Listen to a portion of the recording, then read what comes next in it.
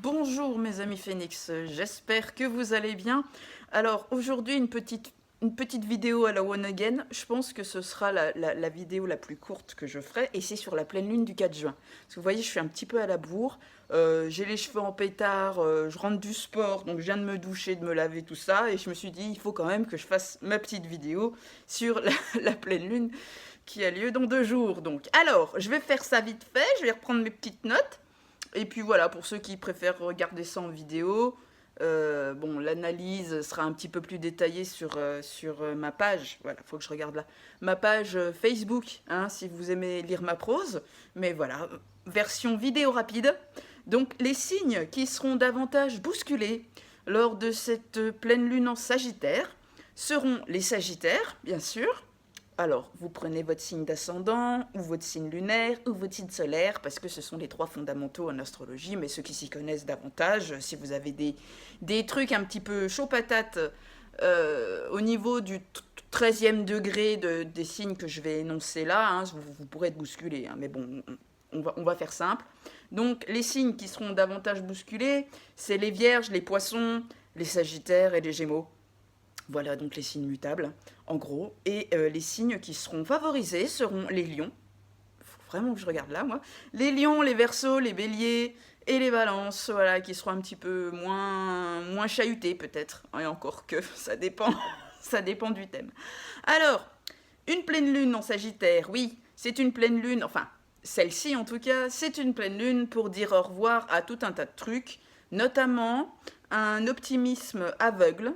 On arrête de porter des lunettes roses tout le temps, de ne voir que le meilleur des situations et des personnes, parce que, voilà, c'est se voiler la face parfois. On dit au revoir à certaines croyances spirituelles, dogmatiques, familiales, éducationnelles, religieuses. Hein, on est dedans hein, depuis quelque temps, mais ça se confirme lors de cette pleine lune. On dit au revoir à l'ego intellectuel, l'ego spirituel, l'arrogance et le complexe de supériorité, qui masque souvent un complexe d'infériorité d'ailleurs. Hein. Alors pourquoi on dit au revoir tout ça parce que déjà, une pleine lune, déjà, c'est une fin de cycle. Hein. Voilà, on approche d'une fin de cycle. Donc c'est une phase de transition avant une nouvelle lune, n'est-ce pas? Donc il faut dire au revoir à certaines choses. Donc voilà, n'hésitez pas à faire des petits rituels de pleine lune pour clôturer des cycles. Et puis en plus, ça a lieu dans un signe mutable. Alors les signes mutables, ce sont tous les signes qui c'est les derniers signes des saisons. Vous voyez, une pleine lune, enfin le signe du Sagittaire, eh ben, c'est le dernier signe de l'automne. Vous voyez, le signe du Gémeaux, c'est le dernier signe du printemps, c'est avant l'été. Ouais, bon, bref. Donc vous voyez, pleine lune en signe mutable, il est temps de dire goodbye à certaines choses. Alors pourquoi dire au revoir à tout ça?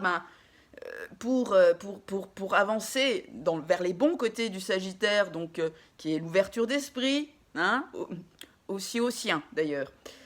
Développer l'humilité. Oui, le Sagittaire est un signe, c'est le signe du philosophe. Donc le philosophe, donc, c'est quelqu'un qui a une certaine sagesse, mais qui sait rester humble. Donc c'est une pleine lune qui nous invite à l'humilité. Et voilà, peut-être aussi les autres doivent cultiver aussi un peu d'humilité.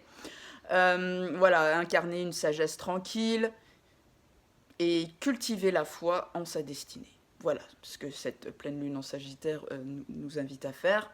Donc c'est une pleine lune qui nous amènera à beaucoup de remises en question au niveau du système de croyance, des enseignements spirituels, religieux, de la spiritualité, enfin voilà, c'est dans l'air du temps. Des vérités venues de l'extérieur, en gros.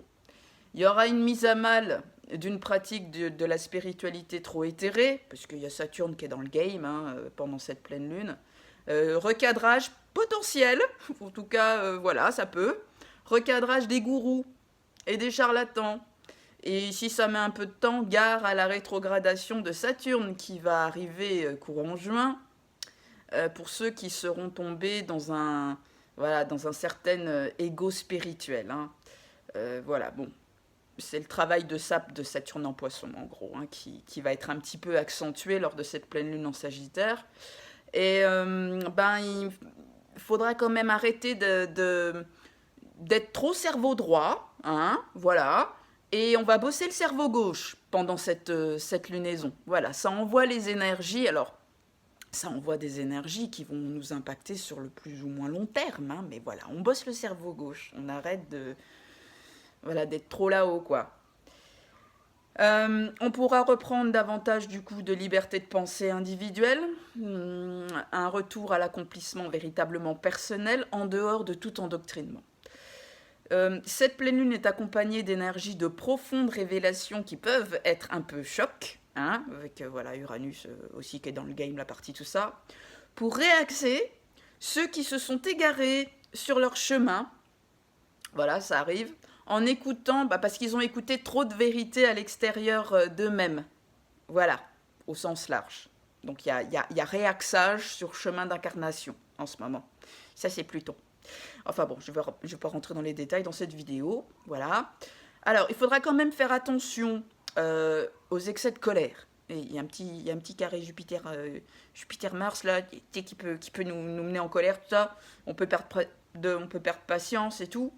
Alors, en fait, en gros, ça veut dire que reprendre sa liberté de penser et d'être, oui, c'est super, mais dans le respect du rythme et du chemin de chacun, quand même. Voilà. Mais y compris du sien, aussi. Vous voyez, on a le droit d'avancer sur notre chemin. Bon, faut pas non plus dégommer tous les autres, mais voilà, c'est tout un équilibre à trouver. Alors, lors de cette pleine lune, dans ces 15 jours là qui arrivent, et puis voire au-delà, hein, je vous dis, ce sont des énergies qui sont balancées, hein, il y aura des possibilités de belles rencontres à portée d'évolution spirituelle, hein, quand même. Donc voilà, il y a du Neptune là-dessus, hein, Neptune-Vénus, tout ça. Mais il faudra quand même faire attention à prendre la relation et la personne comme elle est et pour ce qu'elle est. Hein, il ne faut pas idéaliser l'autre personne, projeter les fantasmes qui n'appartiennent qu'à nous-mêmes. L'autre personne, elle est telle qu'elle est, dans ses travers et dans ses bons côtés aussi. Donc voilà. Alors, comme c'est un contact Neptune-Vénus, hein, il y aura peut-être un effet lune de miel, on aura trouvé le prince charmant ou la princesse charmante, la belle au bois dormant, mais attention aux désillusions derrière, hein, d'accord? Donc on reste les pieds sur terre, s'il vous plaît, merci. Mais voilà, comme on a aussi une opposition Pluton-Vénus, ça y est, je retombe dans les analyses d'aspect, Cécile, t'as dit que tu ne ferais pas de trucs, si, tant pis. Alors, comme on a une opposition Pluton-Vénus, ce seront des relations qui auront à cœur de mener à une profonde transformation des schémas relationnels affectifs, donc les blessures d'abandon, de rejet, tout ce qui nous fait dysfonctionner dans nos relations amoureuses. Voilà, pour sortir de certains schémas toxiques, en fait. Hein. Alors, avec voilà, ces énergies-là, on pourra aussi se réconcilier, vivre des trucs un peu plus agréables, des reprises de contact, oui, un semblant de réconciliation peut-être au sein de liens d'âme, où il y a une rupture de contact totale, mais ce sera pour continuer d'épurer.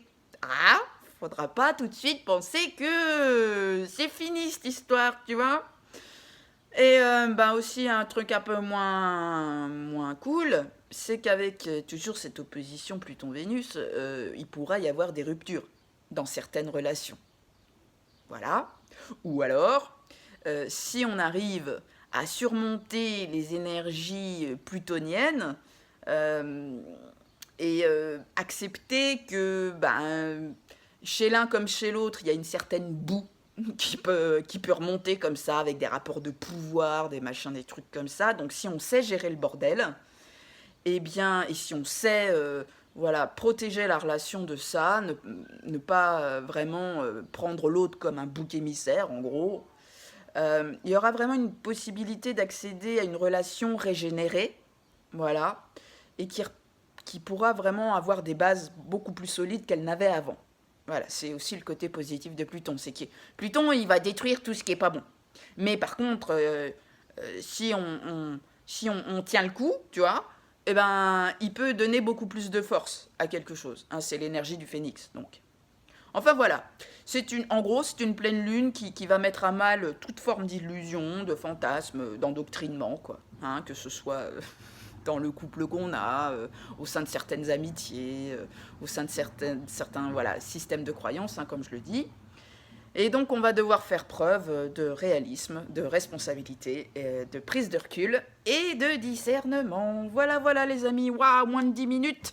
J'ai fait fort. Je vous embrasse.